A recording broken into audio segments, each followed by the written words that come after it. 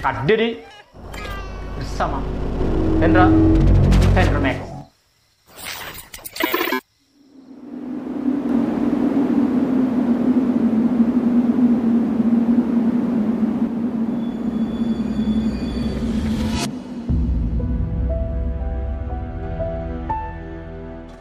Zaman silih berganti, dan yang lalu pasti akan berlalu.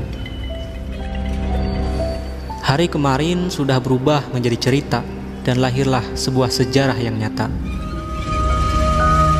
Di tahun 2020 ini adalah tahun yang sebentar lagi akan ditinggalkan untuk menuju ke tahun yang baru, tahun 2021. Di zaman modern ini, kalau kita membahas tentang makhluk yang tak kasat mata, pasti tidak akan ada habisnya. Seperti sosok pocong yang terkenal dengan cara jalannya melompat-lompat, dan sundal bolong yang terkenal dengan punggungnya yang bolong dan berbau bangkai.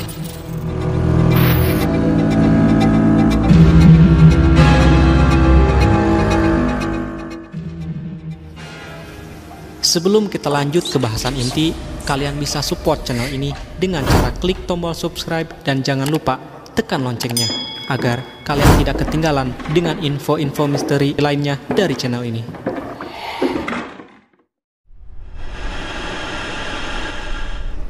Kini, entah akibat kemajuan zaman atau banyaknya pembangunan-bangunan yang mewah, ada beberapa jenis hantu yang nama-namanya kini dilupakan, walaupun di negeri sendiri mereka semakin tenggelam dan dilupakan oleh banyak orang. Dan berikut ini saya akan menjelaskan 3 hantu Indonesia yang keberadaannya kini terlupakan. Hantu Lulun Samak. Hantu Lulun Samak atau disebut juga hantu tikar yang umumnya pada zaman dulu sering nampak di sepanjang aliran sungai. Mitosnya sering saya dengar dari kakek dan nenek saat saya masih kecil. Waktu itu saya sering nyerok ikan di sungai dan sering dimarahi kalau saya sering main di sungai karena takutnya ada lulun samak yang menangkap saya. Menurutnya, kalau kita berenang di sungai dan bila kita melihat tikar mengapung, maka biarkan saja. Sebab kalau diambil, kita akan digulung oleh tikar itu, lalu kita akan tenggelam. Hantu ini kabarnya sudah tidak eksis lagi dalam dunia horor, mungkin karena tertelan oleh zaman, dan saya juga belum pernah mendengar kabar tentang penampakan hantu Lulun Samak sekalipun dari para YouTuber horor yang sering eksplor ke tempat-tempat angker. Nyimas Centring Manik.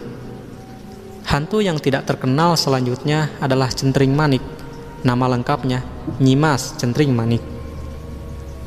Berwujud seperti nenek-nenek atau wanita tua renta yang selalu mengenakan pakaian merah. Kadang Centring Manik suka berubah wujud menjadi ular buntung.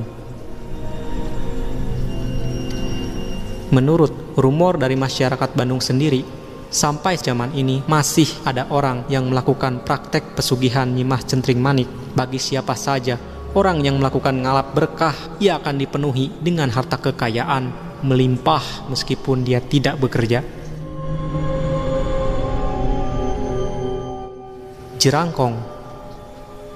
Sebut saja namanya hantu jerangkong, artinya tulang belulang manusia, sebab hantu yang satu ini berwujud tulang manusia, lengkap dengan kepala, tengkorak, tangan, dan kaki.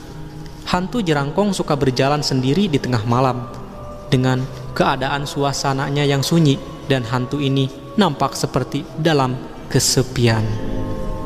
Karena perwujudannya tulang belulang seperti musuh dalam game-game action horror, suara jerangkong ketika muncul sangat mengerikan, persis seperti bunyi gemeletuk tulang yang sedang encok parah.